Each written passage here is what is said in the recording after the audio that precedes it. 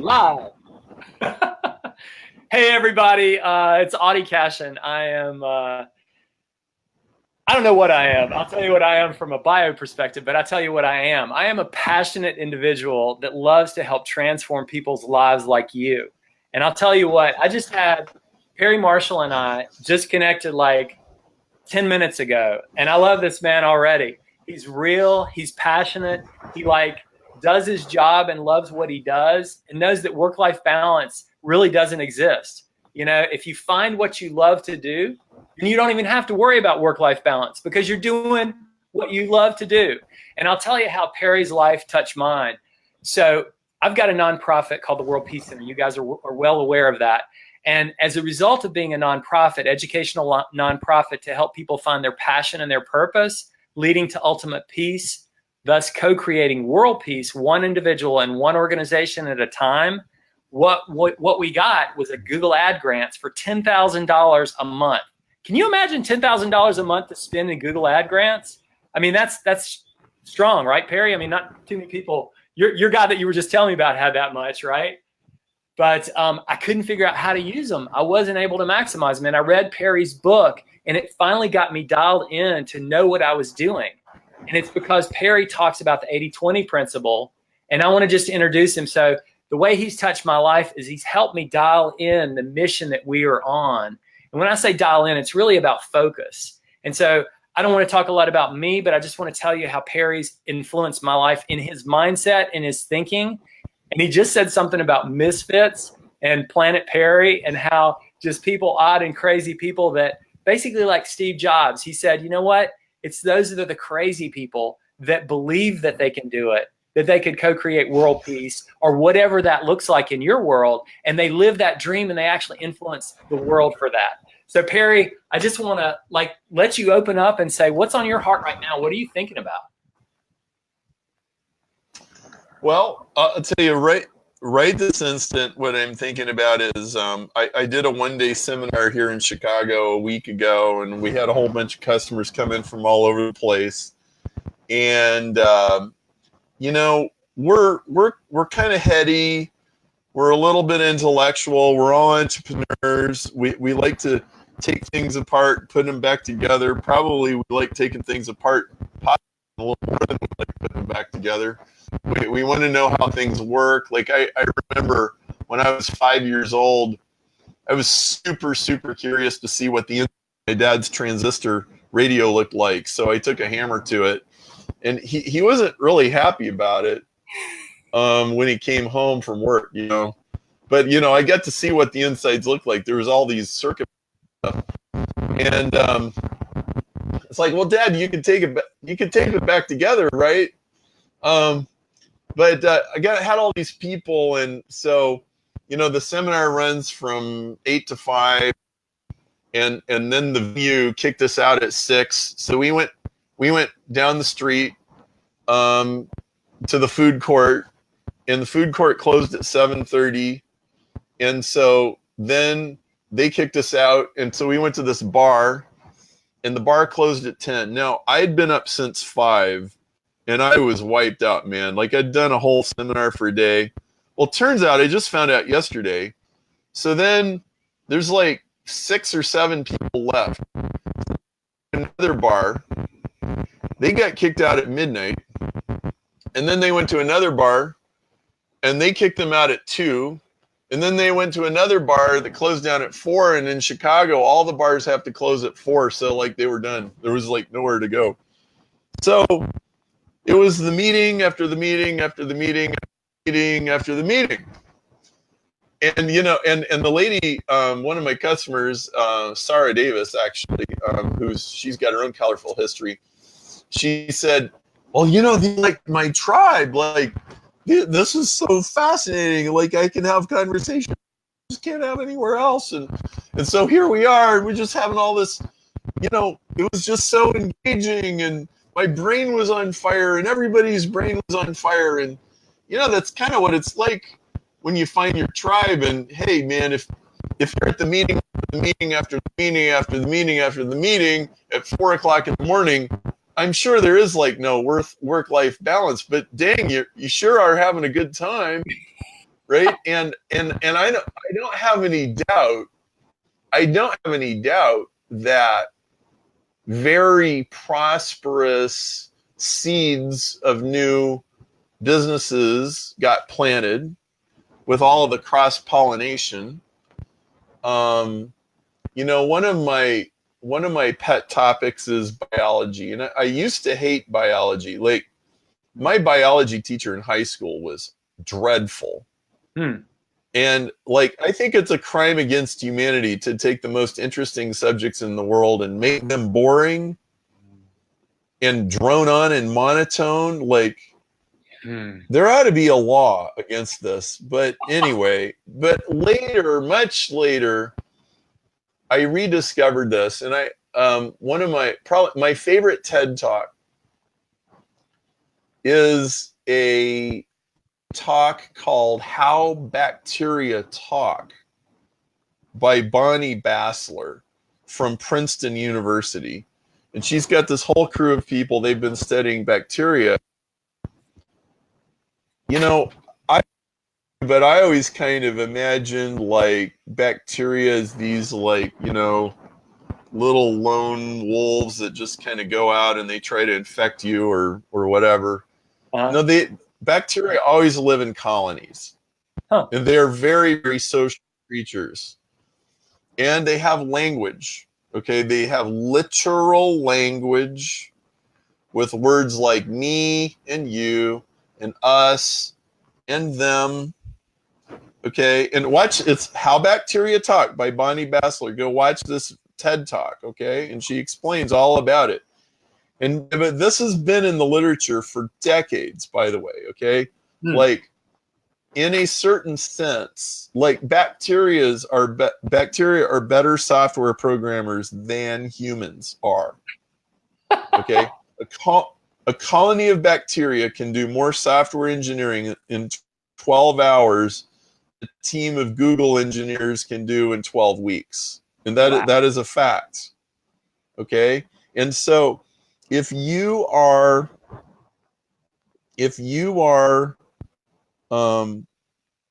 like, let's say it's November and you go out all day and, you know, it's cold and your feet get wet and, you know, and all that. And then you wake up like 4 o'clock in the morning the next day and you feel this sinus infection coming on.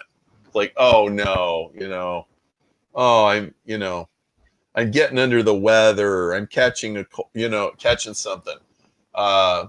Okay.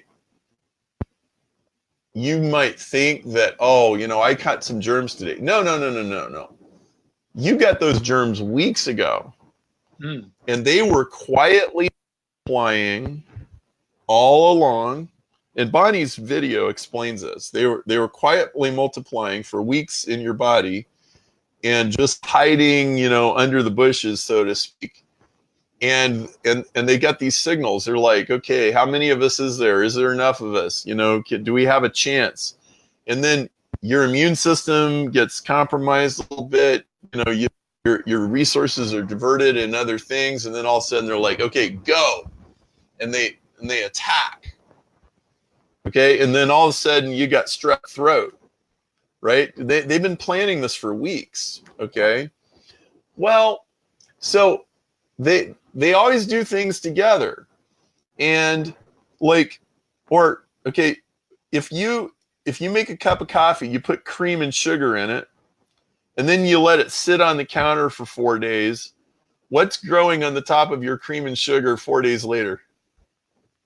Looks like moss. Right? You got nasty. You got mold in there? Yeah. Okay, now let's say you took an eyedropper and you put some kind of poison in there. Well, the bacteria at the outer edge of that colony, they will sacrificially build a wall of protection around the bacteria colony so the ones on the inside can survive. Wow. Okay? And they will rearrange and readjust genetics so that they can do that job. Okay? Now, entrepreneurs are bacteria.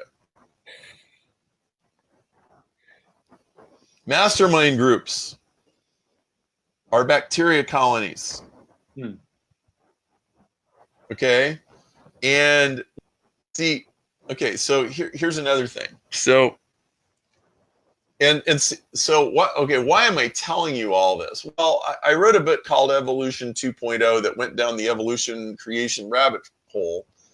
And what I found was coming from a very particular perspective. So, you know, I'm guessing not very many biologists have been business consultants who worked in 300 industries. But I'm a business consultant that's worked in 300 industries. And as I went down this rabbit hole, I came to this realization. Business is biology and biology is business. Like, there is no difference. Okay. Explain that. Okay. All right. So, okay. So a leaf on a plant is a highly organized colony of cells. Okay? There are colonies of bacteria that are indistinguishable from multi-cell organisms. Like, you can't even draw a clear line between the colony of bacteria versus the single organism. Okay, there's actually just shades between the two. Okay, and furthermore, like, a chloroplast is the thing that makes plants green, and probably everybody learns this, right? And so there's that green thing in there, and it's called a chloroplast. It turns sunlight into energy. What most people don't know is you know what a chloroplast actually is? Let me think for a sec. I mean, it's chlorophyll. I mean, it's a part of. Yeah, it makes chlorophyll. Yeah. Yeah. So, I mean, it's a molecule. I mean, yeah. I mean, it's a molecule. Is that what you're asking? It's actually a cell. Is it a cell? Okay. It's cell. You know what it actually is? It's a blue-green algae. Oh, wow. Like from the ocean? It's algae. Yes. Wow. Who knew? Every chloroplast is an algae that lives inside a plant cell. Uh-huh. It's got its own DNA. Uh-huh. They reproduce independently the same way algae do, and they live inside a cell. It's like a Starbucks in a Marriott. How cool is that? Okay. So go further with that. Okay. So so do you have a window in your office there? Yeah. Okay. Can you look out the window and see anything green? Yes. Anything? Okay. Grass, trees. Yep. It's all green because algae lives inside of those plant cells. Wow. Same kind of algae that's in the ocean. Okay. But they've formed symbiotic merger. Okay. So a tree, or even your own body, is cells inside of cells inside of cells. Okay. Now, so let's jump over and let's think about any kind of company with more than one employee. I mean, It could be you and your virtual assistant. It could be you and some people on Fiverr that do some little things for you. It could be you and a graphic designer. Or it could be Exxon Corporation, okay, with thousands of employees, okay? Well, all right, so have you ever heard anybody say that your body replaces all of its cells every 7 years? Have you ever heard that before? I have. Right? Okay, so like 10 years later, you are completely new cell. All the cells are new, all the molecules are new, but you're still you. Right? Right? And you remember what you remember, and you're still a member of your family and all that stuff, right? Okay. Ford Motor Company. Every single one of its employees have completely 100% get replaced every 50 years. Huh. But Ford Motor Company is still Ford Motor Company. Right. And they still do the same thing. Right. It's part of their DNA. Ford Motor Company is, yeah, right? Yeah. Yeah. Ford Motor Company is a living organism. I get it. Business is how there's these biological organisms called humans, and business is how we feed ourselves. It's how we eat. Eating is like rather necessary, right? Yeah. Okay, right. So, all right. So, you know, a chipmunk dies in the forest, and then like all of these, you know, scavengers, you know, birds and ants and beetles and bacteria, they start eating the thing, right? Right. Well, you know, on the street over here, Carson Peary Scott is closing down, and Toys R Us is closing down, and here come the scavengers. You know, okay, we buy this stuff 30% off, 50% off, 70% off, 80% off, you know, and then all these, they come and they buy the shelves and they buy the cash registers, and, you know, and the space gets opened up for lease, and, you know, and like, and all this stuff gets recycled again. Like it's all, you realize it's like all the same stuff, like whether we're talking about white blood cells chomping on germs in your bloodstream, or whether we're talking about, you know, building a mode of competition against your, you know, to survive in the marketplace. Like it's all the same thing. Wow. Yeah. At my seminar the other day, I held up my evolution book and I said, this is a science book, like through and through. But if you can read between the lines, it's also a business book.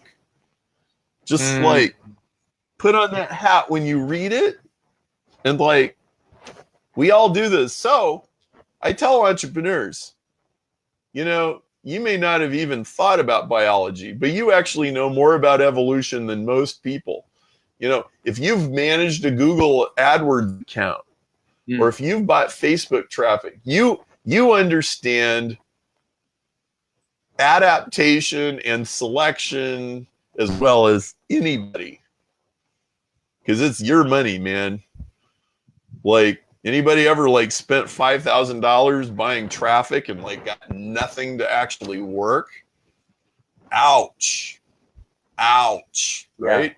There's this funny way how spending your own money, it learns you real good, very quickly. You know, one of my basic, like, if you're hiring a person to manage Google AdWords or Facebook or any paid traffic for you, Amazon ads, if you're ever hiring somebody to do that, never hire anybody unless they can prove to you that they learned it on their own dime and they made a profit doing it. Otherwise, it's not real. If they can prove to you, right, and 95% of people will fail that test. They'll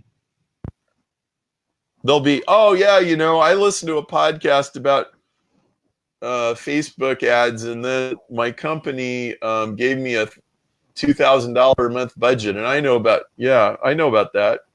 No, you don't. You didn't spend your own money. You didn't learn how to squeeze the juice out of the orange, not like you would if it was your money. You're an amateur. The pros are the ones that spent their money. Wow. So let me ask you this. Skin in the game. Let me slide in here. So we're a nonprofit. We got that $10,000 Google grant, and I know that I did not focus on it at the level that I know I needed to, because it was always there, and I wasn't spending $10,000 on it. Then they said, okay, you got to have a click-through rate of 5% or greater, or we're going to take it away and your account will be suspended. So that's whenever I got in gear, and that's whenever I bought all your books and got all the seminars and everything like that. And I was like, no way, I'm losing $10,000. It wasn't until the takeaway moment happened that I got engaged and made it happen. But now to your point, am I not stepping up to the level and getting the maximum out of it because I haven't actually paid for it? You see what I'm saying? Like, should I open up a Google account and actually start paying for it because that's going to help me be able to use that $10,000 more? Is that what you're kind of saying in this? How about you put 2,000 of your own money in and spend 12? Wait, say it again. It broke up a little bit. Put 2,000 in mine and spend 12. There you go. Yeah. Right? Yeah. But yeah, like you know, if you're doing it right, then the extra 2 you spend should come back to you. Yes. We're not doing it right yet. So right? We're still in startup mode. We're not off the ground, really, being honest and transparent. Well, right. And look, the dirty little secret is most nonprofits, like 70, 80, 90% of nonprofits are not run like businesses. They're like, okay, I completely understand and acknowledge that a for-profit business and a nonprofit are 2 different things. And like, if you have a nonprofit that teaches kids to read, there's no way that you're going to make money doing that. Okay. Like, especially if they're like in the inner city or they're in Mozambique or something. Like, of course, it's not a self-sustaining thing. Okay, I get that. However, you still have to use your marketing, promotional, PR, dollars, resources, salaries, time, you know, all of that. You have to use it like it's an ROI investment. Okay, can I spend $1 on fundraising to get $3 of funds? You can't spend $1 on fundraising to get 50 cents. It's like, it's not okay. And work. It just doesn't. And okay, and like, I'm just going to tell you like it is. A lot of nonprofits, here's kind of their mentality. What we're doing is so righteous, and it's so worthwhile that, you know, even if we, you know, it's like that story about the guy throwing seashells back into the sea on the seashore. Well, I saved one, you know, and like, they feel so self-righteous about what they're doing that they don't even obsess about helping the absolute maximum number of people with the resources they've got and just like aggressively growing the thing. You know, I got a friend who's a Christian missionary, and he goes, you know what? He goes, most Christian missionaries are lazy. They don't really do very much. And not only that, 2/3 of the money they raise supports the headquarters. And it doesn't even, like, you know, and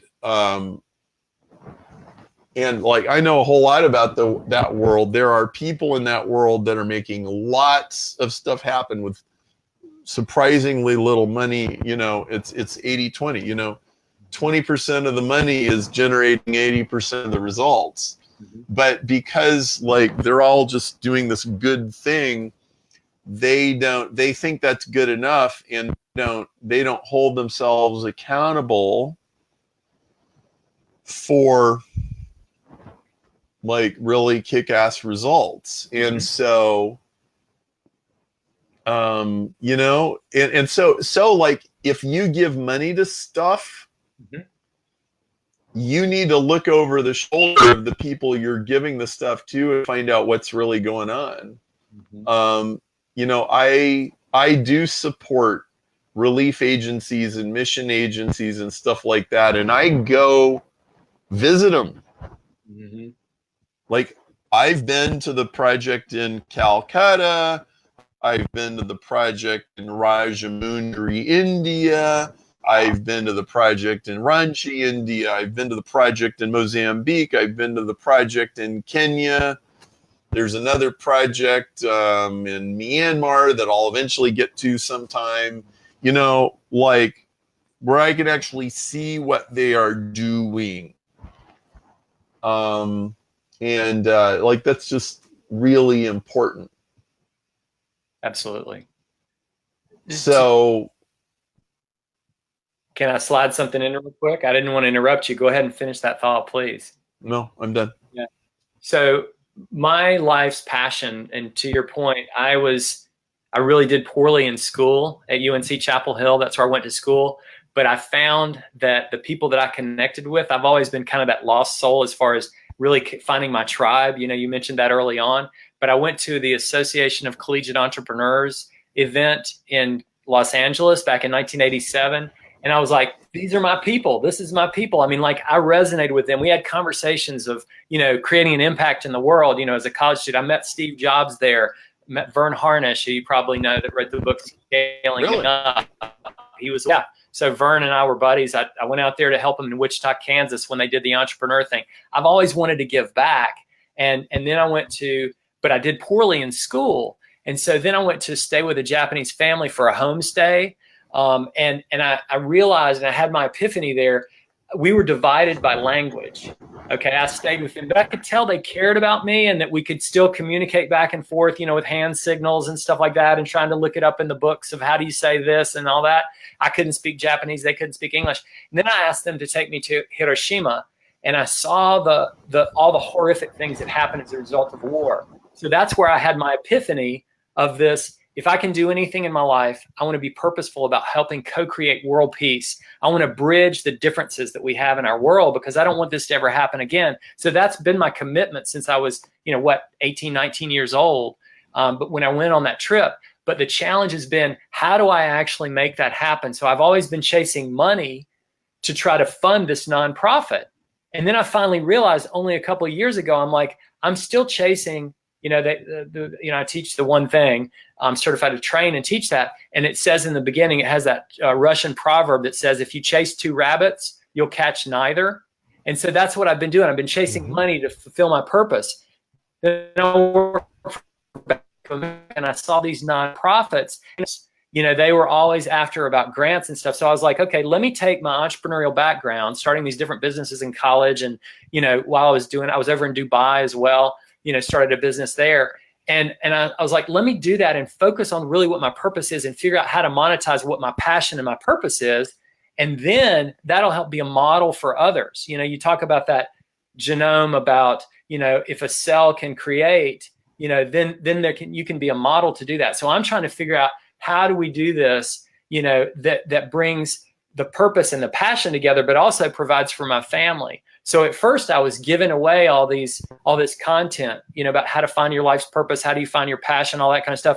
And I realized that it wasn't even changing people's lives because, like you said, they weren't paying for it. They weren't investing anything in it. So then I went back and I said, okay, instead of doing it to the world, let me look at purpose-driven leaders. And that's why I focused on you, because I could see the impact in the world that you were having with the 80-20, the kind of materials that you're putting out there, the way that you think, and the kind of books and the training that you offer.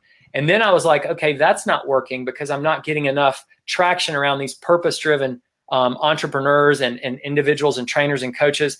Like Tony Hsieh of Zappos, I reached out to him and other people like that. And I was trying to figure out, how can we have these conversations of peace and purpose like you and I are having right now?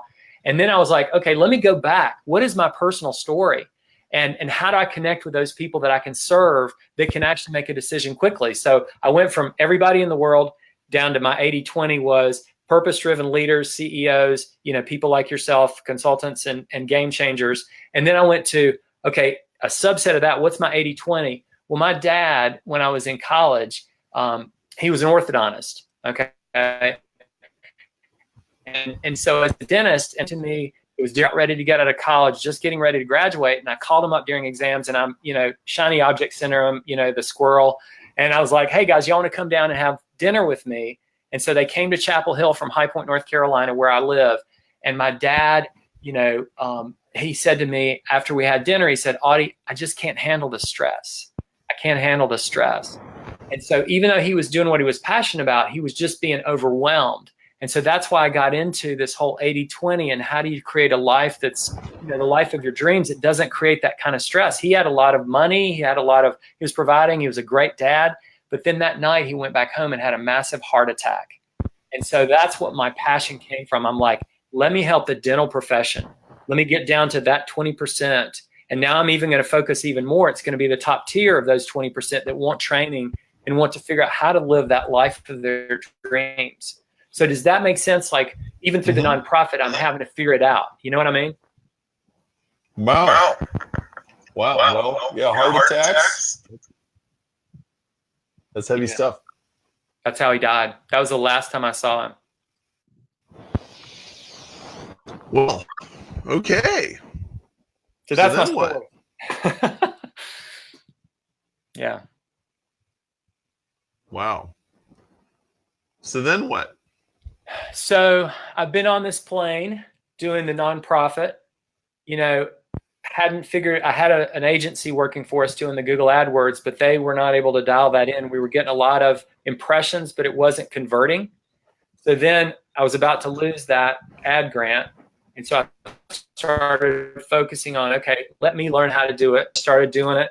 Then I ran into a guy reached out to me and said, I actually focus on nonprofit Google AdWords. Well, then we got our ad grant suspended because we were going into too many countries. So they said, you either have to have an office there or you have to have it on your website. So I followed all that they told us to do. We still haven't gotten it back. It was suspended about 2 weeks ago. So I'm still trying to figure out the messaging to help people transform their own lives and really help them do that. And what does it look like? So that's why I'm so fascinated with everything that you teach.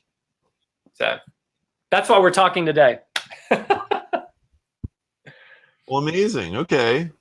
Well, so, everything is unequal. The whole universe runs on inequality. Mm-hmm. And, people don't there's this kind of separation that you need to cleanly and clearly make. And it's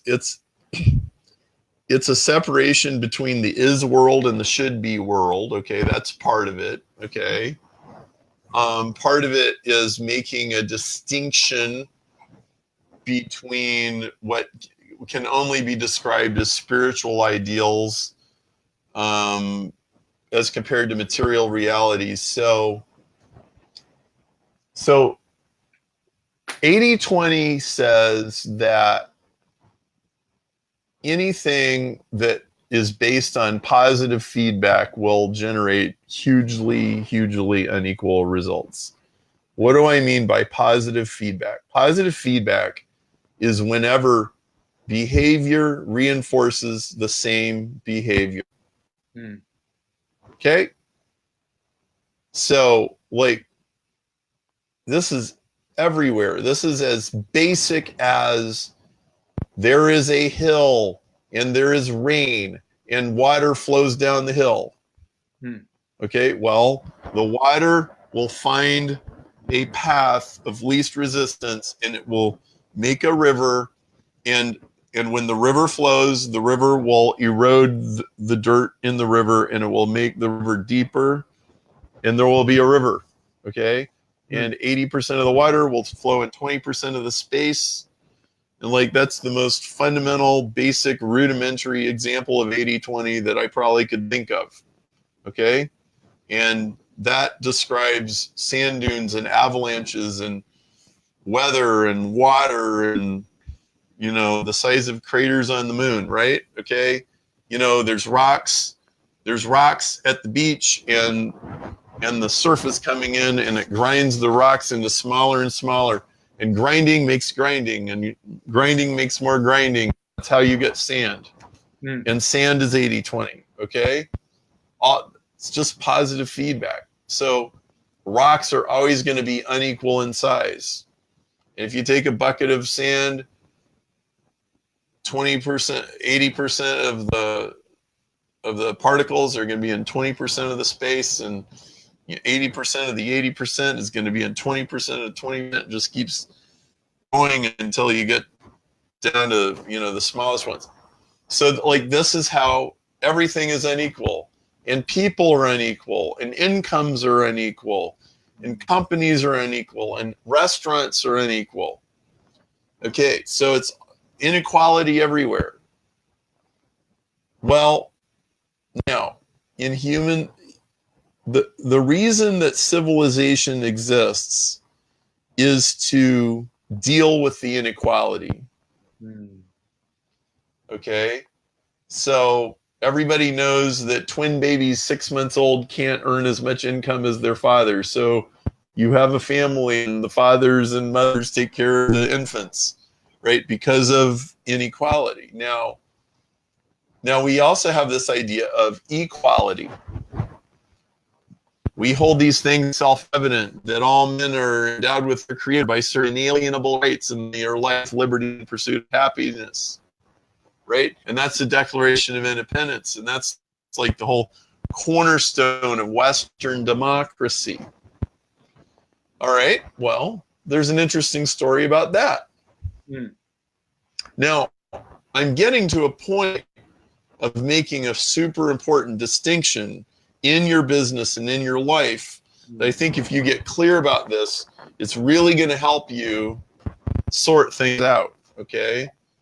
I am telling you this story. So in 1830, the U.S. was 50 years old, and all of the aristocracy in Europe was like crapping their pants. They're like, what is going on in the United States? What is going on with this democracy? They don't have kings. They don't have queens. They're the talk of the town. Everybody's talking about it. And man, this does not, right? And so the French, they picked the smartest guy they could find. His name was Alexis de Tocqueville. And they sent him to the United States, and they said, hey, go over there, spend as much time as you need, figure out what makes this place tick, and come back and explain it to us. What is going on? So Tocqueville goes to the U.S. and he writes a book called Democracy in America. It's one of the best books I've ever read. Okay? It's really interesting. And like, he gets the United States. He understands it. If you read this book, you'll be like, yeah, it's the same place now as it was then. Like, it's, kind of like Ford Motor Company. All the employees have turned over, but it's basically still the same company. Same thing. The United States is a great big living organism, and there's a certain way that it is, and here's how it is. So here's what Tocqueville says. He says, the United States is the result of two giant forces pulling against each other. Force number one is individualism. And he coined that word. He invented the word to describe Americans. Americans are individualistic. The famous popular ones, they're flamboyant, they're out there, they're pushing things forward, they're just trying to see how much they can do, right? Put a dent in the universe. So that's one. Man, they're putting a dent in the universe. So that's half of what makes America America, okay? The other half of what makes America America is equality.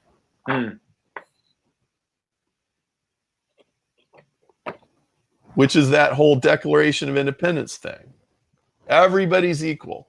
Everybody is considered to be equal under the law, equal under the eyes of God. So Tocqueville says, all right, so where did that idea come from?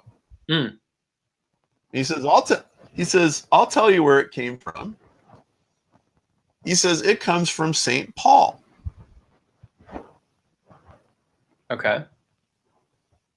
St. Paul said, in Christ, there is neither male nor female, Jew nor Greek, slave or free, all are equal in Christ. Mm-hmm. Now, Tocqueville points out, nobody ever said anything like that before Paul did. Hmm. Even in the Yep. Jews didn't see it that way, right? Or no? The Okay, Old Testament. now the Jews were instructed to be hospitable to the stranger and the wanderer and the widow and the orphan, okay? Right. But they were never told, nor did they think that everybody was equal to them. Mm. In fact, they considered themselves superior, and they were instructed to remain separate. Christianity comes along, the veil of the temple is torn into, Right. and all the apostles say, okay, bring the Gentiles into the fold, man. Everybody's in on this deal. That was new. Mm. You can find premonitions of it in Judaism for sure. Mm.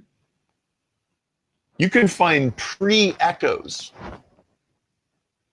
but equality is not there. And you don't find it in the Greeks, you don't find it in the Chinese, you don't find it in the Romans, you don't find it in the Babylonians. Nobody thought humans were equal, okay? Mm-hmm. And you got to realize this, like, of course we have slaves. Nobody's equal. Are you kidding? Mm-hmm. Like, there's the ruling class and there's the peasants and there's the slaves and we get in our chariot, we go down the road, we burn down a village, we take everything, like, hello, like, this is just normal.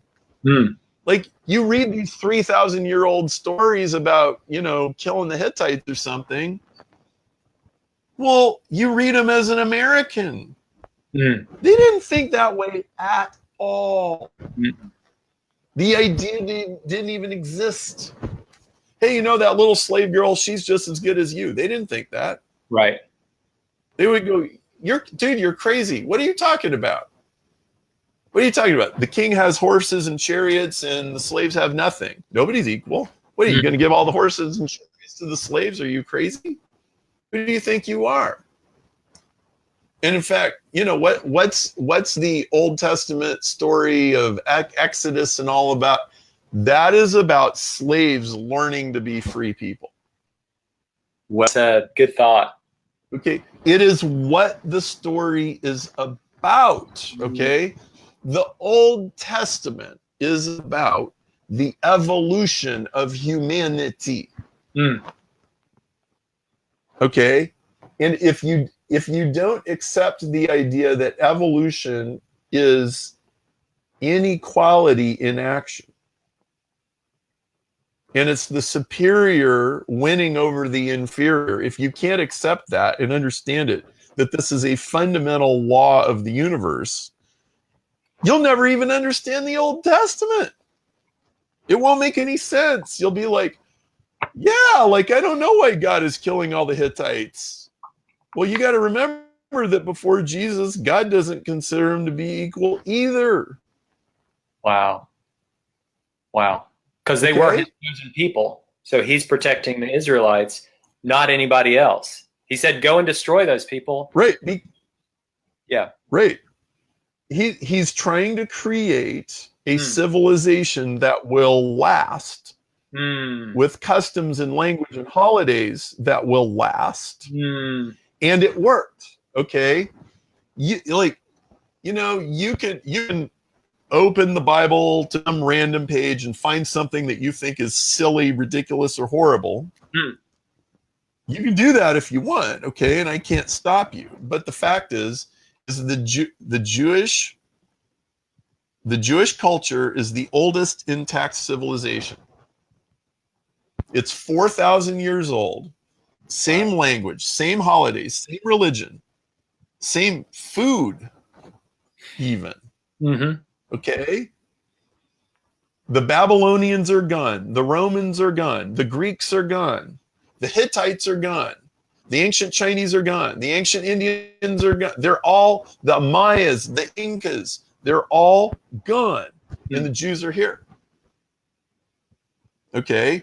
And the idea that all humans are created equal in the eyes of God came out of a Jewish Pharisee who had an encounter with Christ. Mm-hmm. And he said, everybody, from now on, everybody's equal. And now, and what Tocqueville explains is it took 1,800 years of this idea grinding away.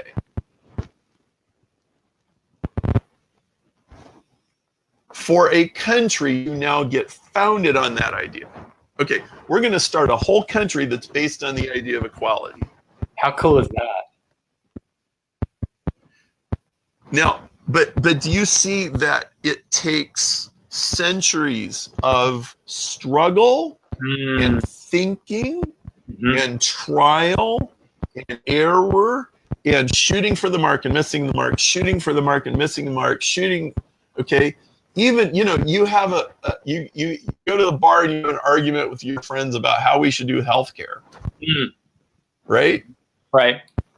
Okay, the argument is about equality versus inequality and how much sacrifice we're all willing and able to make in order to try to have some semblance of equality because we believe that all people are created equal, which is an idea that we got from Christianity. Okay, so we live in this sort of Darwinian world, but we know we can do better than that. And so we have this tension between the inequality and the equality, and we're trying to figure it out. And you have to respect anybody that's trying to figure out, no matter how they land on where they think the equation, how it should work. Right? Yes. Because you need inequality to create wealth, but you have to have equality to have compassion. And you have to have wealth to do anything that's compassionate. Because if you don't have wealth, then nobody can eat, and then it's anarchy and it's every man for himself, right? So you got this kind of weird tension that you just got to work out. And it's not easy. And it requires you to listen to people and respect what other people have to say. You know, and this is a struggle that our whole culture is going through right now. Absolutely. Because now that everybody can communicate with each other, now we're recapitulating the past, we're recapitulating the history, because what is now happening is social media and the internet and all this communication, it has caused everybody to revert back into tribes. Yes. We're now back to living like we're in the jungle, because it's the new jungle and we haven't figured out how to live in it yet. Very well. So we have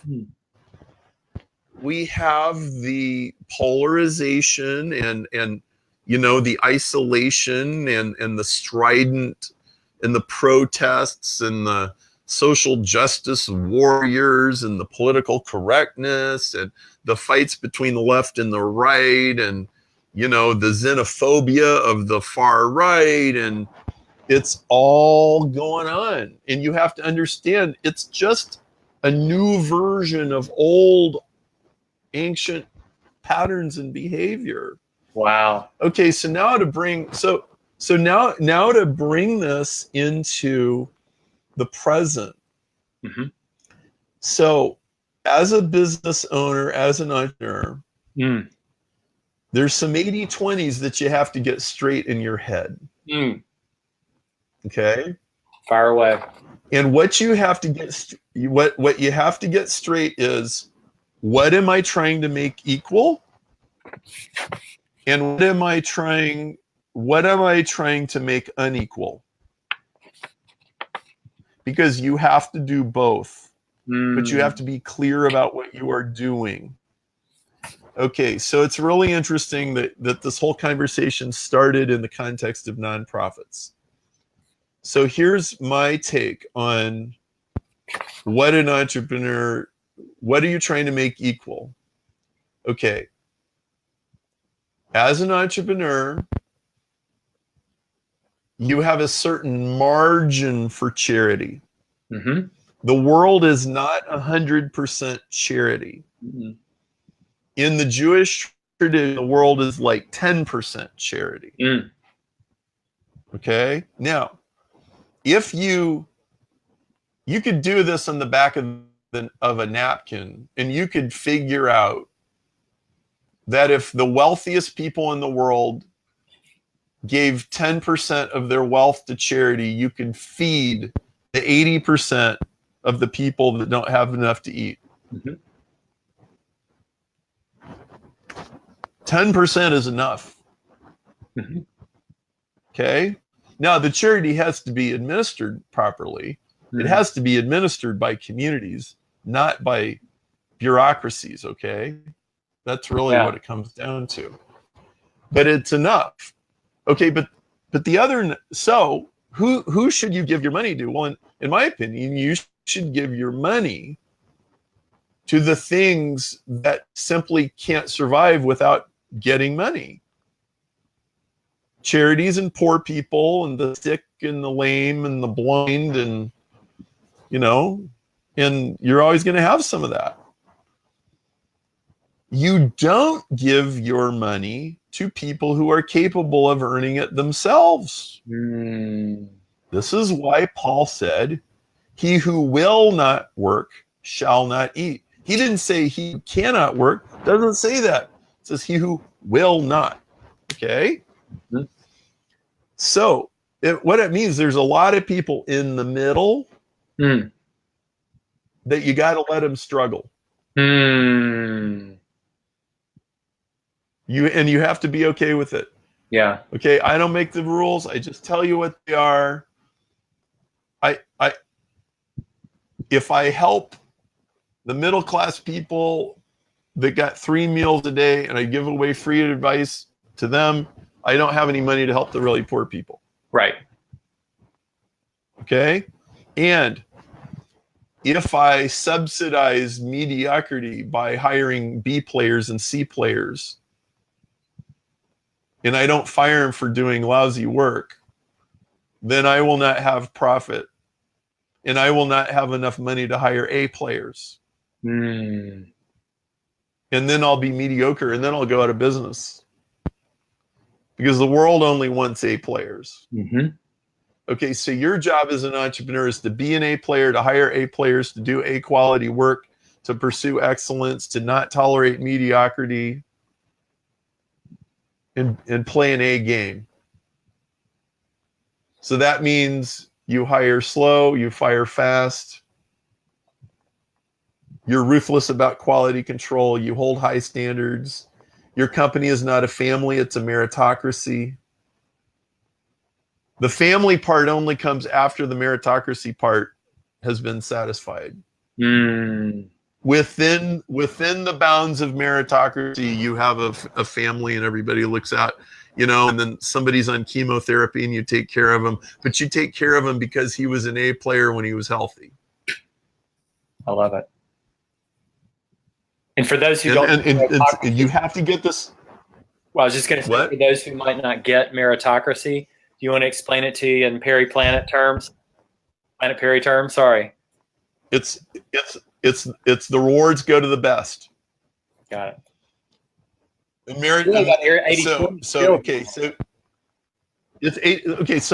here's 80-20. You hire 10 salespeople. I don't care what you do. I don't care how hard you try.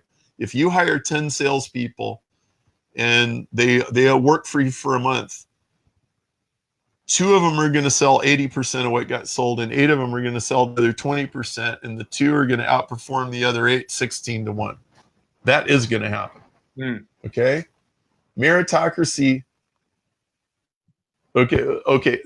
A Marxist or a idealist or a person who like doesn't get it, they will try to fix the other 8. And they'll go broke trying. Okay?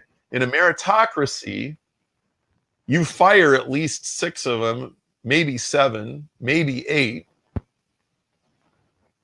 and you keep the 2, and the very best one, you give them a personal assistant and an expense account and a company car, and you give them a lady that collects his shoe boxes of receipts, and you hire somebody to book all his airline flights, and you know, maybe he's a functional alcoholic, and you, without enabling him too much, you at least get him functional, and he goes out and sells a lot of stuff. Right? And you just like get out of his way, and it's like, but wait, he's already selling so much, we're gonna help him. Yes, you're gonna help him. Man, you're gonna pour kerosene on the fire, and you're just gonna get him selling like crazy. Okay, yeah, I know he's bizarre, and I know he says stupid things, and I know half the people in the office don't like him. Okay, just keep him away from all those people. Just get him out in front of customers selling stuff. Okay, because I know he's eccentric and he's high maintenance. Just maintain the guy. Okay. I love it. That's a meritocracy. And that's how you make a lot of money. You're like, but he's making more money than the CEO. Well, does the CEO like making $550,000 a year? Then pay that guy $750 and sell a lot of stuff and stop complaining. Because guys like that don't grow on trees. Yes. I gotta give you a real example of what you're just saying, because one of my mentors, his name was Plato Wilson, and you might be familiar with Henredon Furniture. It's, really high-end furniture. He was actually their top salesman, exactly what you just said, everything. And Bill Smith, who was the CEO at the time, said, this guy's making more in commissions than I am as the CEO. And Plato would tell me, yeah, and you wouldn't get that paycheck if it weren't for me for selling all the furniture. And they ended up cutting his territory. He still was producing at the highest levels. I know. And then they fire him. And I'm like, oh my gosh, like that's the way the business world works. That's crazy. Why would you do that? Like you just shot yourself in the foot.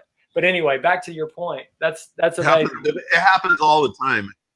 Look, it's head trash. It's jealousy. It's resentment. It's ego out of control. It's shooting yourself in the foot. Mm-hmm. Oh man, we finally got rid of this guy. He was such a pain in the butt. Well, all right, great. You'll run through 35 salespeople before you find another one as good as he is. So enjoy that. That'll be fun. Running through that ringer, So, but yeah, so that guy, he'll go get a job somewhere else or whatever. And so this is how the world works. Mm-hmm. And look, there's a lot of things I don't like about it. I'm no different than you. But we have to sort this out. And I think the older you get, the more you realize, this is just kind of how the world is.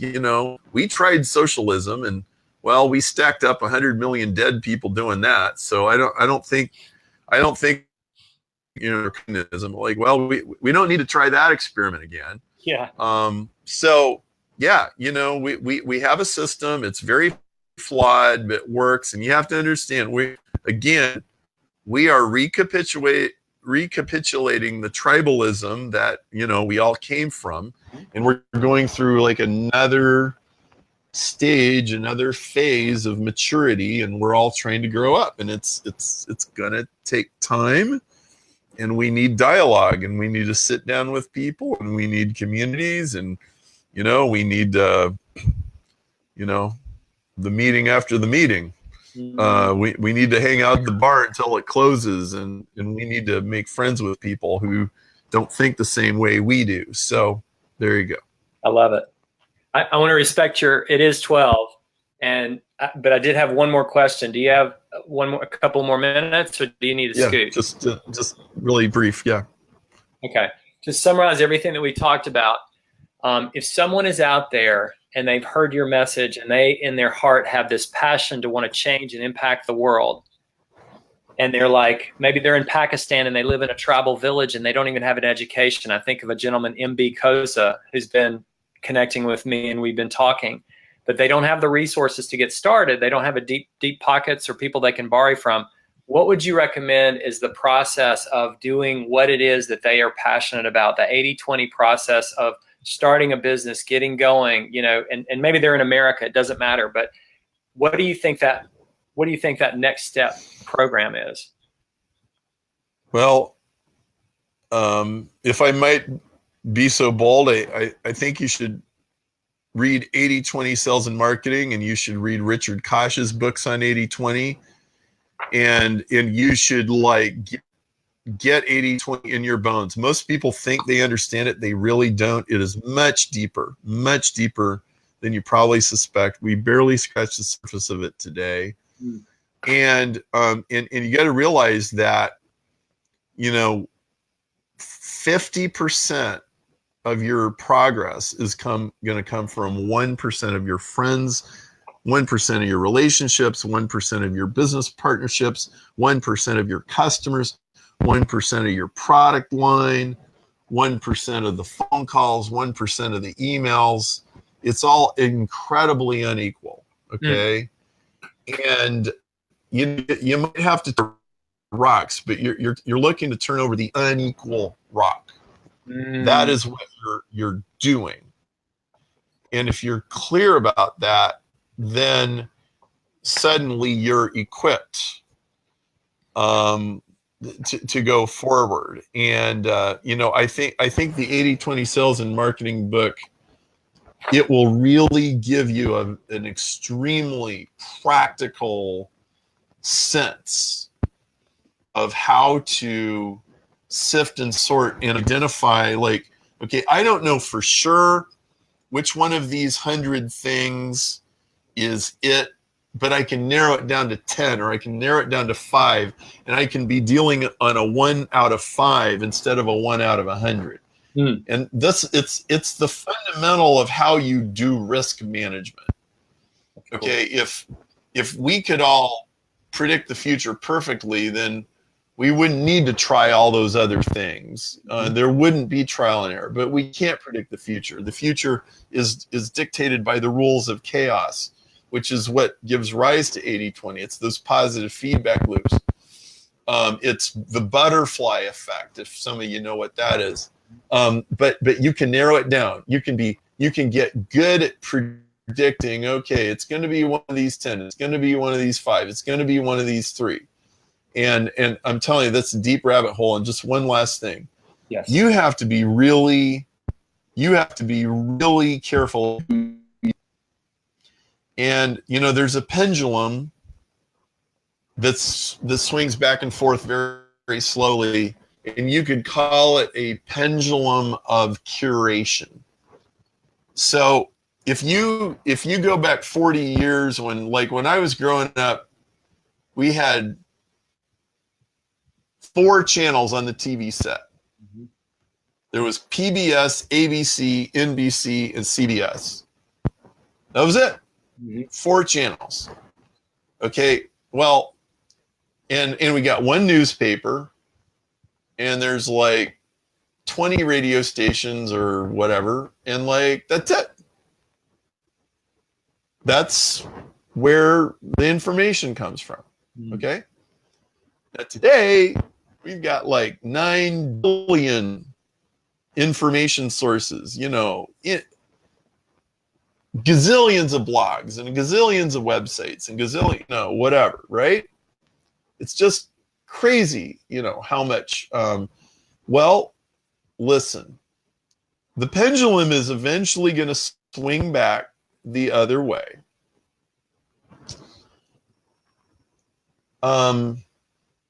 You're eventually going to see things emerge where the number of trusted news sources and everything narrows down a lot.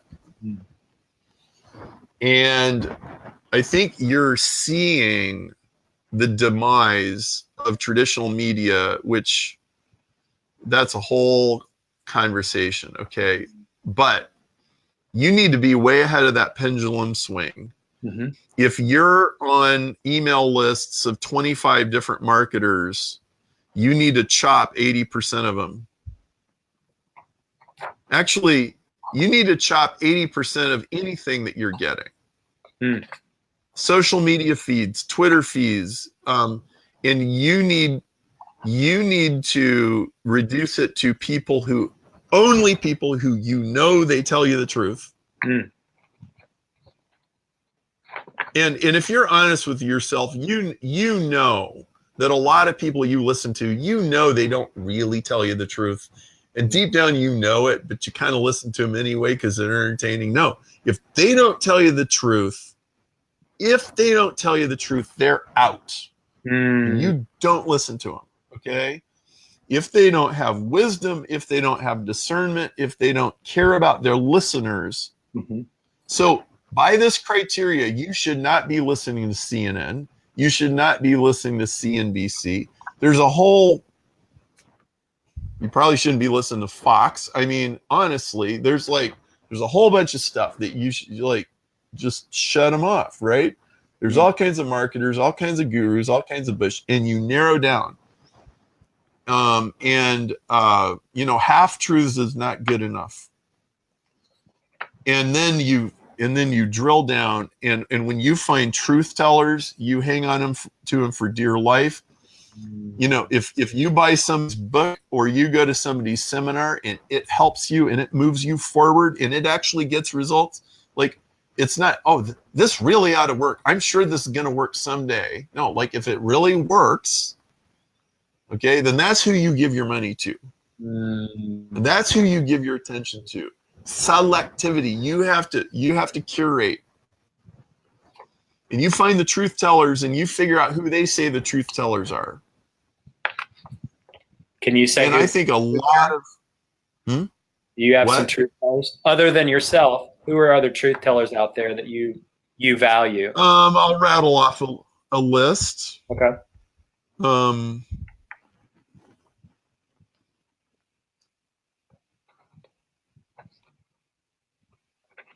Ken McCarthy, Megan Macedo, Glenn Livingston, Ari Galper, Richard Koch, okay.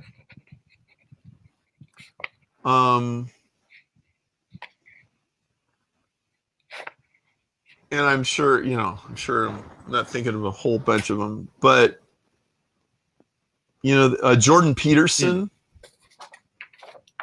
man, he's a truth teller. And you narrow your focus, and if you've never studied the Bible, your culture, your family, your environment has done you a huge disservice. There's no education learning scriptures. This is why the Jewish civilization is so successful. It's because they debate Torah. They debate it, okay? The whole idea of that is, see, I grew up in the super conservative fundamentalist strand of Christianity, and they did a really good job of teaching the Bible, except they were a little bit off, okay? And the way in which they were off was they thought their job was to teach you the interpretation. This is the right interpretation. No. That always gets you into a swamp eventually. You're supposed to learn to debate the interpretations and twist the Rubik's Cube. Beautiful. That's what midrash is. That's what Talmud is. That's what real studying of Torah is. And that's the secret. So, wow. Well, there you go. That's my brain dump for today. Perry, this has been fantastic. It far exceeded my expectations of our conversation. So this has been wonderful, and I'd love to do it again at some point. If there's anything I can do to serve you, I want to do that. Thank you very much for your time. It's been fantastic. I really liked what we did. I'd love it if we could put this on my YouTube channel when you get it published, if that would be all right. Absolutely. I was going to ask. Maybe you can get in touch with my staff and do that. Absolutely. I will do that. And is there anything else I can do to serve you? Oh, just push this out there, man. Just get this out, and I'm happy. Awesome. I will say this: everybody that's listening, if you enjoyed this, you should go to sell8020.com. It'll take you right to my 80/20 sales and marketing book. In the US, it costs $18 on Amazon to buy the book, 80/20 sales and marketing. We sell it for $7, including shipping. International is $14. You'll get business bonuses that you won't get otherwise. Go to sell8020.com and you can buy 80/20 sales and marketing. It will totally change your life, and nonprofits just as much. Yeah. Or individuals or anything, guys. That's how I came into Perry's world. And like he said, I mean, you got to get the book. So that's transformational. And I'm going to put the URL down at the bottom once we post this. Thank you, Perry. All right. Well, hey, thank you, Audie. I really appreciate you. Take care. Bless you, brother. Take care. Thank you. You're welcome.